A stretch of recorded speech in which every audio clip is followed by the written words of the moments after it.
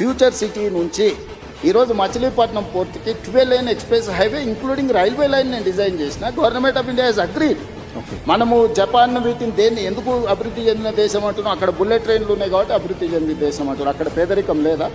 చైనాలో పేదరికం లేదా? ఎందుకు 2 అవర్స్లో ఎక్కడికైనా చేర్చుకున్నాను. ఈరోజు కేంద్ర ప్రభుత్వం 7 బుల్లెట్ ట్రైన్లు ఇస్తే 7లో 3 నేను తెలంగాణ రాష్ట్రానికి తీసుకొచ్చిన. ఈరోజు శంషాబాద్ను ఒక హబ్గా చేసి శంషాబాద్ బెంగళూరు, శంషాబాద్ చెన్నై వయా అమరావతి, శంషాబాద్ ముంబై వయా పూణే.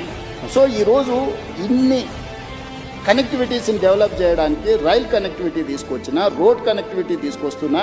ఈరోజు నేను పోర్ట్ కనెక్టివిటీ తీసుకొస్తున్నా. ఇవన్నీ ఇన్నేళ్ళు ఎందుకు చేయలేదు? 10 ఏళ్ళు తెలంగాణ వచ్చినాక ఒక్కరోజు కూడా ఆలోచన చేయలేదే వీళ్ళు. ఇప్పుడు చేస్తుంటే అడ్డం పెడతారు. ఫ్యూచర్ సిటీ కట్టనే లేవు, ఫ్యూచర్ లేని వ్యక్తి ఫ్యూచర్ సిటీ కట్టాడని. నా ఫ్యూచరు 17 సంవత్సరాలు నా గ్రోత్ చూస్తే వాళ్ళకే కాదు, వాళ్ళ తాతలకు కూడా అర్థమైపోయింది ఈ ఫ్యూచర్ ఏంటని, నా ఫ్యూచర్ ఏందనేదాన్ని. నా ఫ్యూచర్ వాళ్ళు కాదు డిసైడ్ చేయాల్సింది, ప్రజలు డిసైడ్ చేసేది నా ఫ్యూచర్.